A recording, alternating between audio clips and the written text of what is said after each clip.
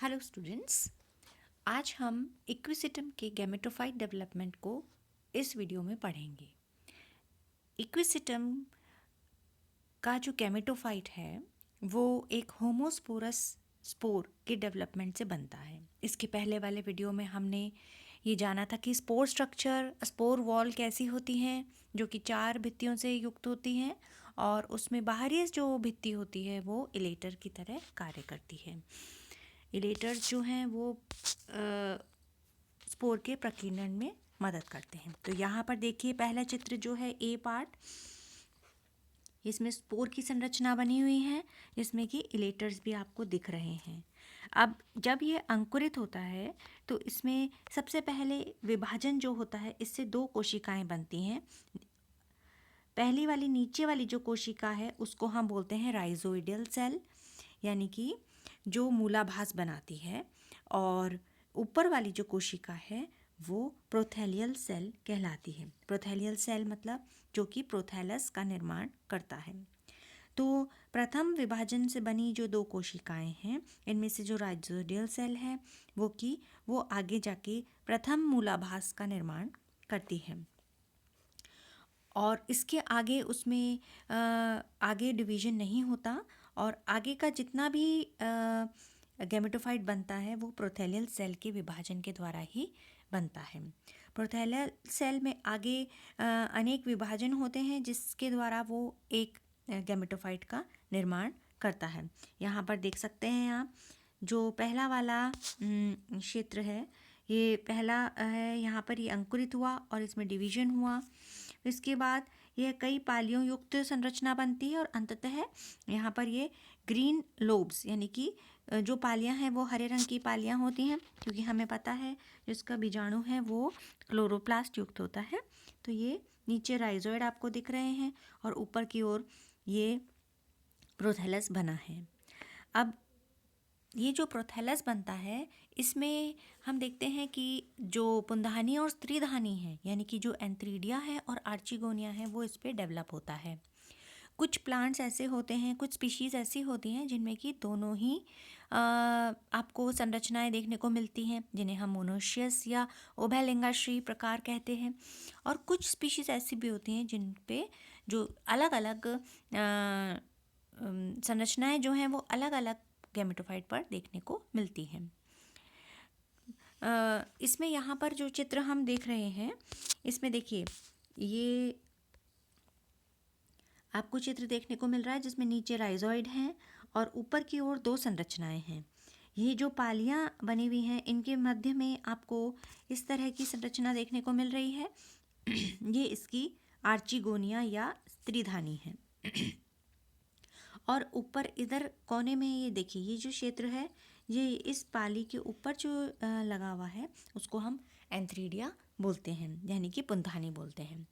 ये दोनों ही संरचनाएं जो हैं उनका डेवलपमेंट यूस्पोरेंजिएट प्रकार का डेवलपमेंट होता है और इसमें आगे जाकर जो स्त्रीधानी है उसकी जो संरचना है, परिपक्व जो स्त्रीधानी बनती है उसकी जो संरचना होती है उसमें आपको इस तरह से ग्रीवा दिखेगी, जो कि 3 से 4 कोशिकीय ऊंचाई की होती है और इसमें नीचे की ओर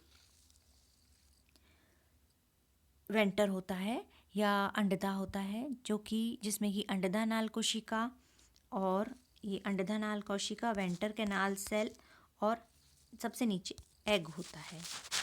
वहीं जो ग्रीवा नाल है उसमें 2 कोशिकाएं होती हैं जो कि नेक कैनाल सेल बनाती हैं। तो मुख्यतः कितनी संरचनाएं हो गई यहाँ पर? ऊपर ग्रीवा हुई जिसके अंदर ग्रीवानाल कोशिकाएं हैं, 2 ग्रीवानाल कोशिकाएं होती हैं और एक वेंटर कैनाल सेल होती है जो कि वेंटर में है और एक एग होता है।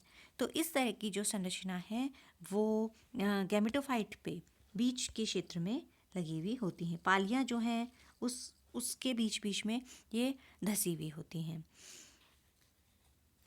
इसके साथ ही जो एंथ्रीडिया आपको दिख रहे हैं, एंथ्रीडियल स्ट्रक्चर जो है उसकी जो संरचना है उसमें भित्ति युक्त संरचना होती है और केंद्र में आपको यहाँ पर पुंधानियाँ दिखेंगी, एंथ्रोजॉइड्स दिखते हैं पुंधानी के सेंट्रल पार्ट में। ये डेवलपमेंट जो है उसमें हम देखते हैं कि ऊपर की ओर एक क्षेत्र होता है जिसको हम ऑपरक्यूलम कहते हैं। यहाँ पर इसको हम ऑपरक्यूलर सेल कहते हैं।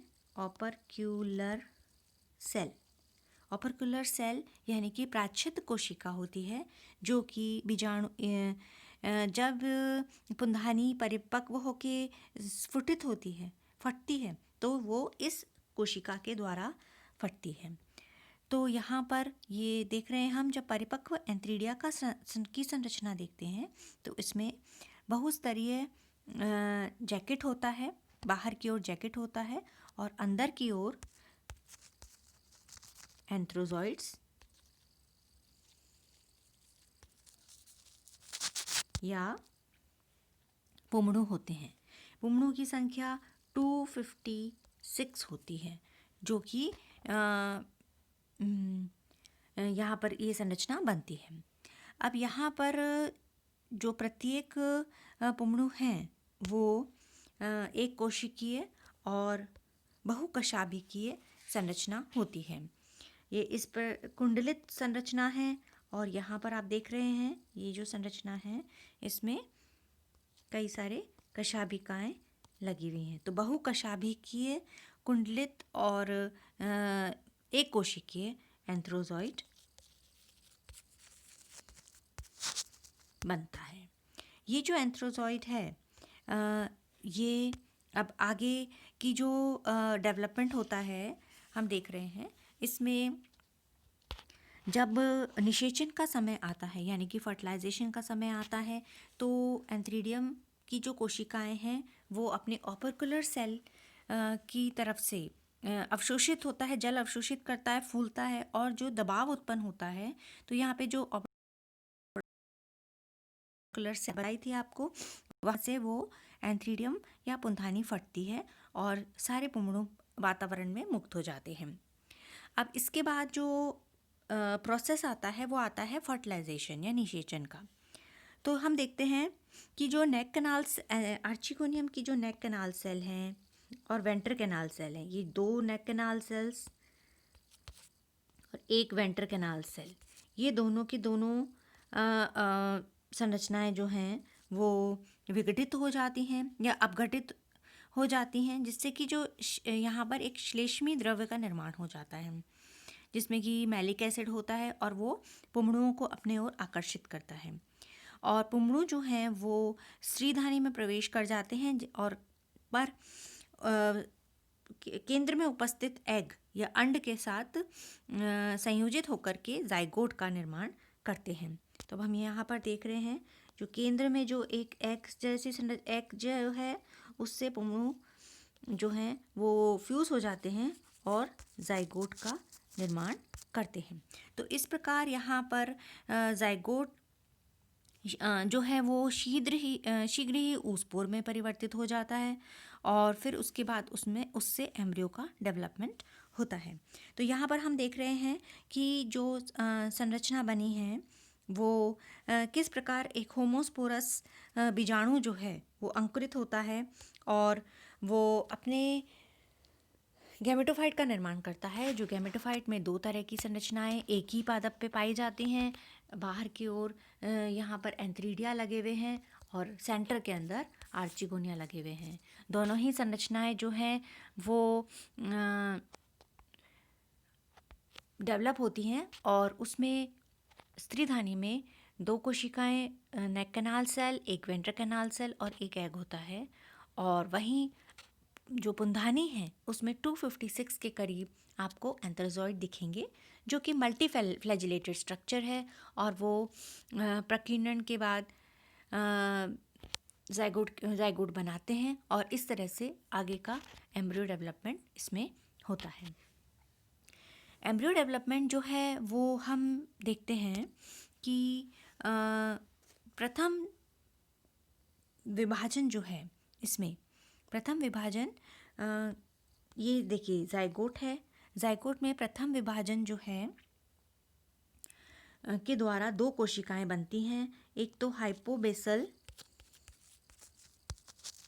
सेल और एक होती है एपीबेसल सेल। हाइपोबेसल यानी कि जिसे अग्राधार कोशिका कहते हैं और एपीबेसल या अध्याधार कोशिका कहते हैं।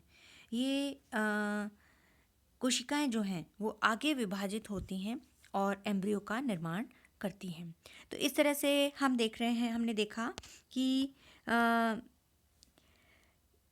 इक्विसिटम का जो गैमेटोफाइट है, गैमेटोफाइट में किस प्रकार का डेवलपमेंट होता है, इसको आप समझने की कोशिश कीजिए और सभी वीडियोस, इक्विसिटम के जितने भी वीडियोस हैं उनको अच्छे से देखिए, क्योंकि इसमें बहुत सारे प्रश्न आपके एग्ज़ाम में आते हैं।